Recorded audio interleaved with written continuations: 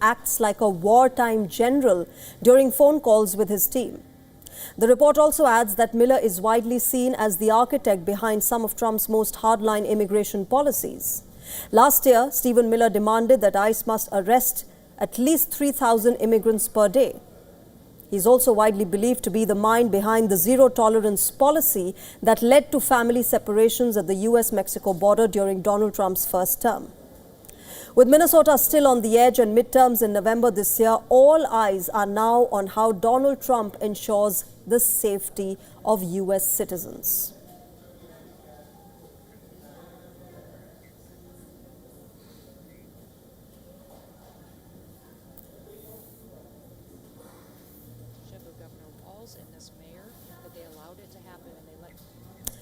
All right, joining us live now is Eugene Craig III. He's a political analyst. He's joining us live on the broadcast from Washington, D.C. Eugene, good evening. Welcome to WION.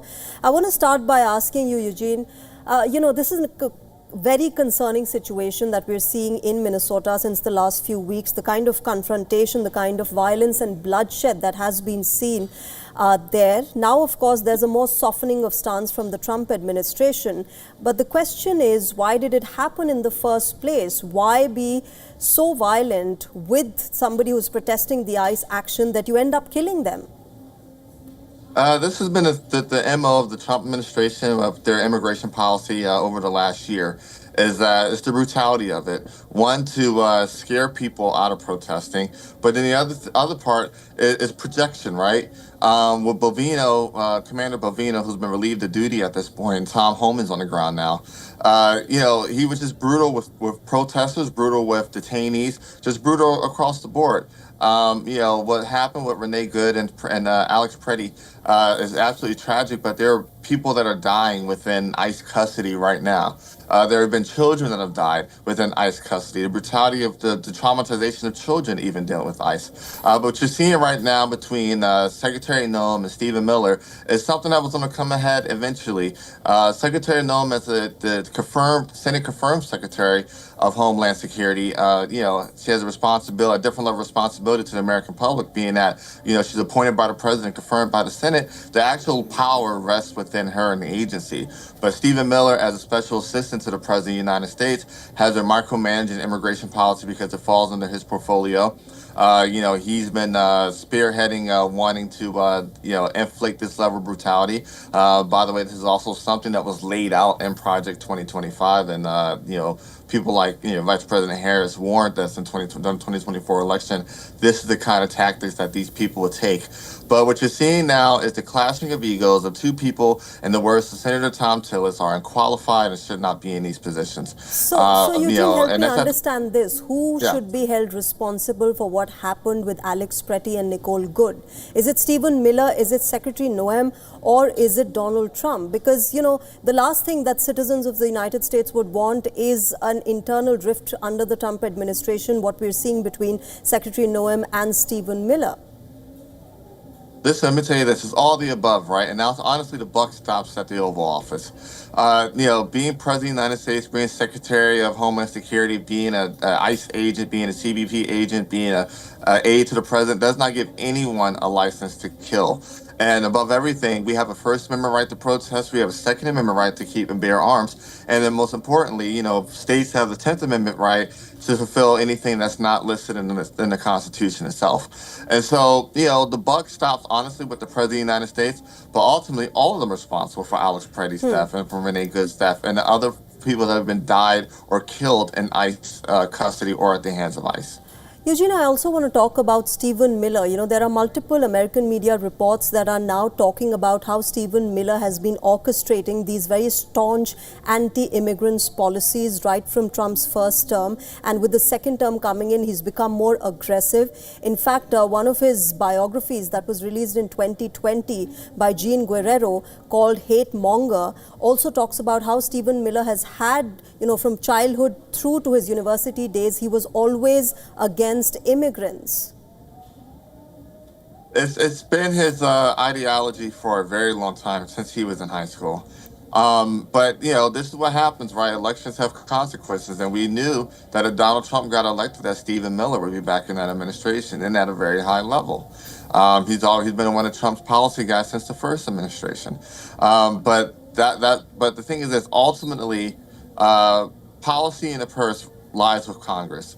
And what you're seeing now are, with Senator Murkowski and Senator Tillis from North Carolina saying very straightforwardly that, these people, both Miller and Nome, are unqualified and should not be in either of these positions. Once they start losing, members of Congress and members of the United States Senate, they should just go ahead and resign and go. And the thing is this, Nome probably will go, Miller probably will stay because of his direct closeness to the president. Okay, and therefore, quickly before I let you go, Eugene, Tom Homan has been sent to Minneapolis, and he spoke a short while back where he had the reconciliatory approach. He said that, the problem needs to be fixed, but not at the cost of losing lives in our cities. Do you think Tom Homan's presence there would help? No, I don't think it would help. I think at this point, the only thing that would help is actually pulling ICE back from this brutality, pulling ICE back from this ramped up operation, and returning to the way ICE has operated over the last 2 decades or so, where you actually target it and focus on the worst of the worst and the violent criminals and whatnot. Nobody wants violent criminals to stick around in our country illegally. But what we don't want is innocent Americans dying at the hands of federal agents, children being traumatized and brutalized by federal agents, being used as pawns against their parents. We don't, we're Americans are good-hearted people. And the thing is this, what we're seeing by our government right now is not reflective of Americans or American values or American laws for that matter. That's right, Eugene. I think any country wouldn't want illegal immigrants who end up doing crimes, and they would want their own citizens to be safe. Something that is a big concern right now at the moment of all immigrant groups that are staying in the United States of America. Yep. I leave it there, Eugene. Thank you very much for sharing your perspective with us on WION. Thank you. Meanwhile, let's talk about what has been happening in Iran. American President Donald Trump is riling up the pressure on Iran. American warships are sailing in the Arabian waters, mounting pressure on Iran. We delve into the Iranian Supreme Leader Ayatollah Ali Khamenei's grip on the country and tell you why loosening this grip will not be an easy task. Any regime needs control over 3 things to ensure survival. That's money, power, and politics. The Islamic Republic of Iran is no exception. Power dynamics in Iran revolves around the supreme leader who sits on top of the power pyramid, which is made of the most loyal men who work in the inner chambers of the Islamic Republic. The supreme leader of Iran is elected by the Assembly of Experts, which is comprised of 88 senior Shia clerics. These men are chosen every 8 years through elections. But there's a caveat to it. Every candidate must be vetted by the country's Guardian Council. What is the Guardian Council? It is a 12-member body in which half of the members are nominated by the Supreme Leader himself, while the remaining half are nominated by the Chief Justice, who himself is nominated by the Supreme Leader. So in a nutshell, the power structure that originates from the Supreme Leader eventually merge into him. But what happens when the most important link of this chain breaks? In the event of untimely demise of the Supreme Leader, a 3-member council of the President, the Judiciary Chief, and the member of the Guardian Council assumes the duties of the Supreme Leader in the interim. America and Israel are well aware about this robust system that ensures smooth transition. According to a Reuters report, the US wants to create conditions for regime change in Iran and reignite the protests that it expects to topple the Islamic Republic. The same report also cites an Israeli official saying that Khamenei's removal will not change much and that a regime change in Iran will require boots on ground. Speaking at a Senate Committee on Foreign Relations, the US Secretary of State, Marco Rubio, said that nobody knows who would take over Iran after Khamenei. But what happens if the supreme leader is removed in Iran? What happens next? Well, that's an open question. I mean, no one knows who would take over. Obviously, their system is divided between the supreme leader and the IRGC that responds directly to him. And then you've got these quasi-elected individuals, the ones that wear the suits on television who are part of their political branches, but ultimately have to run everything they do by the supreme leader. So this puts the focus on Khamenei's son, who reportedly performs his father's duties in his absence. Mojtaba Khamenei does not hold any position in the government at the moment, but he wields influence over the Islamic Revolutionary Guard Corps, a sworn loyalist arm of the regime that is classified as a terrorist organization by multiple American allies. According to a Bloomberg report, Mojtaba Khamenei has also amassed significant wealth in foreign countries using a web of shell companies. Mojtaba Khamenei holds assets worth $138 million across multiple countries, and he holds luxury homes, hotels, and Swiss bank accounts in Frankfurt, Mallorca, London, and Dubai. One thing is clear, the younger Khamenei already holds money and power, but does he have the political support to step a foot in his father's shoes? We'll have to wait and watch.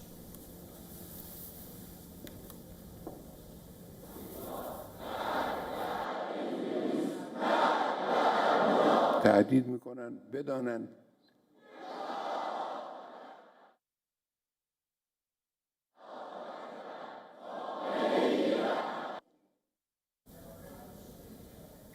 Human rights agency Amnesty International has written an open letter to Bangladesh's interim leader Muhammad Yunus. The letter, sent just ahead of his 12th February elections, accuses Muhammad Yunus' government of human rights violations. This letter raises concerns about what it called Dhaka's continued misuse of anti-terror legislation against journalists. The letter called on Yunus government's failure to adequately safeguard the rights to life, security of persons, and freedom of expression and association. In its letter, Amnesty chief said, and I quote, "Unlawful restrictions on these fundamental freedoms undermine public debate and participation in the electoral process and weaken public trust in institutions." It said that since assuming power in 2024, the interim authorities have misused the draconian Anti-Terrorism Act against journalists and other perceived critics. The letter also cites the interim authorities' inadequate response to the violence that followed the killing of Sharif Osman Hadi on the 18th of December last year.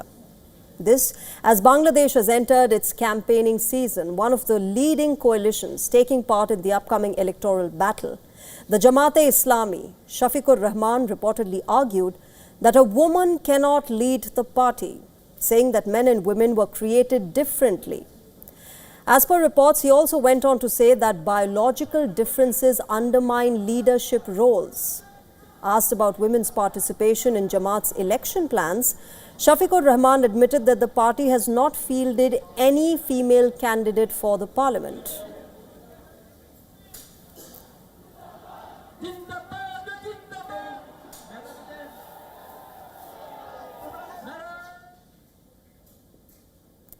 And well, shifting our focus now to Pakistan, where the country's former Prime Minister Imran Khan's health is in danger. PTI officials say that Pakistan Tehreek-e-Insaf founder is facing severe eye damage and that his access to medical treatment is being denied. The 73-year-old has been in solitary confinement, remember, since August 2023. His lawyers and family claim that they have been denied access to him for the past 3 months. Their worries worsened after reports that the former Prime Minister had been diagnosed with a dangerous blockage in the retinal vein in his right eye. The condition, which is also known as a central retinal vein occlusion, is left untreated, can cause permanent damage to eyesight. Imran Khan reportedly already has blurred vision because of the condition. The PTI said that the prison authorities had not allowed his personal doctor to examine him for months, which they said was reckless. They've cautioned that Imran Khan's health is in grave danger. Remember, Imran is serving sentences for corruption and leaking state secrets, which he has claimed are part of a state-sponsored campaign to keep him out of power. The PTI founder was first sentenced to 3 years for selling state gifts, and in January last year, after that, he was sentenced to a further 14 years in prison on corruption charges. His wife, Bushra Bibi, was sentenced to 7 years in the same case, and she remains in jail as well.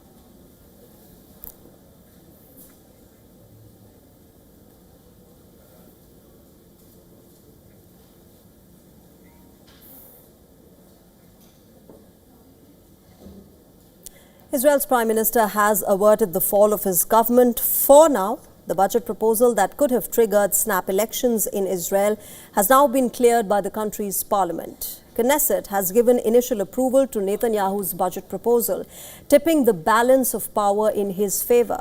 62 parliamentarians voted to further over $214 billion in spending plan. But this is just an initial hurdle.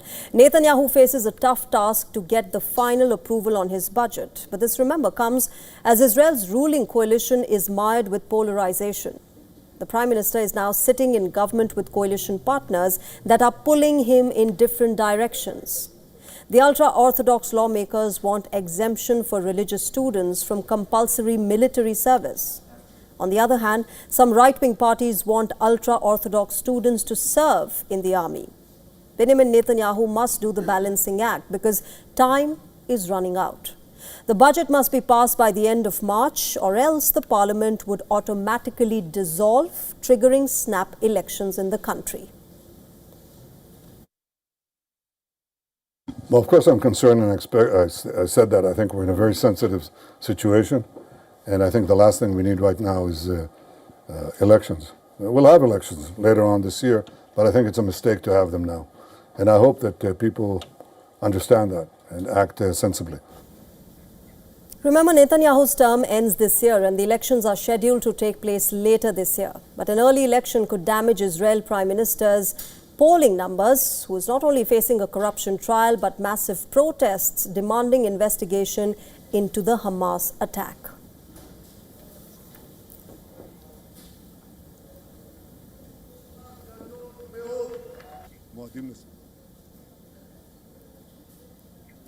And an update from Nepal now, where Nepal's Election Commission has said that it is ready to hold elections as planned.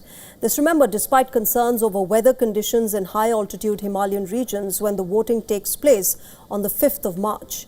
Nepal, which is home to 8 of the world's 10 highest peaks, including Mount Everest, faces particular challenges as many high-altitude areas may be snowbound that early in the year. Previous elections have typically been held in November when the weather is milder. In high-altitude districts such as Humla, Dolpa, Mugu and Manang, we have to transport election materials by helicopter. In the remaining 72 districts, the materials will be transported by trucks and containers. We have already made the necessary arrangements and are preparing accordingly. The polls, remember, follow deadly anti-corruption protests led by Gen Z protesters back in September last that toppled the previous government, prompting an accelerated election schedule and an unusual early year date for voting. The elections were called after an interim government was formed to guide the nation of 30 million people following the resignation of former Prime Minister KP Sharma Oli. Former Chief Justice Sushila Karki is now serving as the interim Prime Minister until the vote. According to the EC of the country, there are about 18.9 million eligible voters, including over 800,000 first-time voters who could cast ballots in nearly 11,000 polling booths. And for more on this, we're being joined by our correspondent Saloni Murarka from Kathmandu. Preparations for Nepal's snap parliamentary elections are progressing smoothly. Essential steps like candidacy filing and printing of ballot papers have completed on schedule. The interim government, meanwhile, continues to reiterate that ensuring timely elections remains its highest priority. As the election approaches in 5 weeks, the security has been intensified nationwide. About 150,000 police personnel will be deployed on ground, and thousands of polling stations will be under close monitoring. Security officials say that areas where key leaders are contesting the elections will be under high security. At the same time, the Election Commission is working to keep the process transparent and cost-effective. Well, let's get you an update from India now, where senior Congress leader Shashi Tharoor, whose relationship with the Bharatiya Janata Party seemed to be on thin ice, attended a meeting with Congress President Mallikarjun Kharge and the Lok Sabha leader of opposition Rahul Gandhi.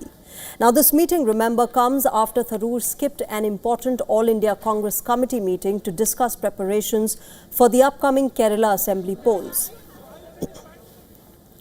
On his part, Tharoor cited prior commitment for one of his reasons to not attend the meeting. On the 24th of January, Shashi Tharoor had signalled that there are some issues with him and the party and that he would like to discuss them with the party's leadership. However, after completing his meeting with Congress leaders, Tharoor signalled that all seems to be well and that he's turning the page. When asked if he was being considered for the chief ministerial position in Kerala, he was quick to shut it down.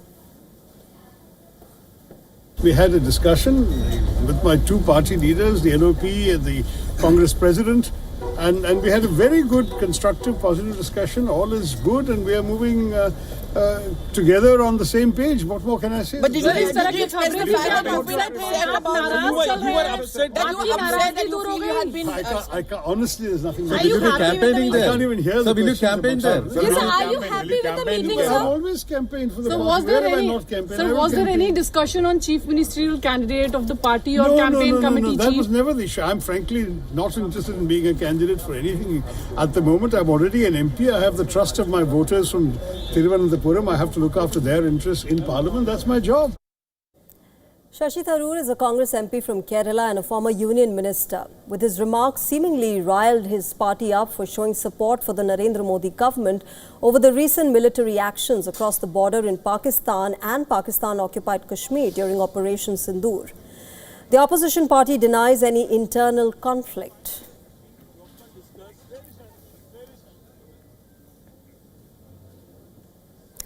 The dust is settling in Venezuela after Maduro's capture. The interim president, Delcy Rodriguez, is now consolidating power and taking up the mantle of filling Nicolas Maduro's shoes. At a highly choreographed military ceremony in Caracas, Venezuela's military and police pledged their loyalty to the interim president. After the shocking ouster of Nicolas Maduro, the show of force and allegiance comes, remember, as Delcy Rodriguez walks on a political tightrope. She's trying to hold together Maduro's inner circle while simultaneously meeting the demands of the US president. More than 3,000 uniformed troops and police marched past Venezuela's first female president. The defense minister, Vladimir Padrino, presented Rodriguez with the ceremonial baton and the sword of independence hero Simon Bolivar.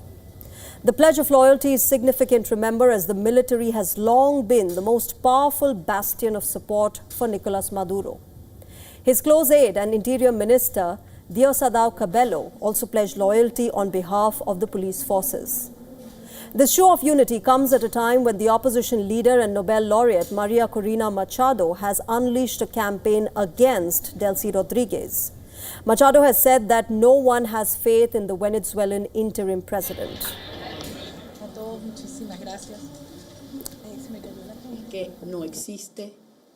I think no one has faith in Delcy Rodriguez. What she is she has run out of options. Everybody knows what this regime is all about. We're talking about criminals. Well, with that, it's a wrap on this edition of Race to Power. But as always, we'll keep getting you news and analysis from India and across the world. Thank you very much for joining us tonight. Bye-bye.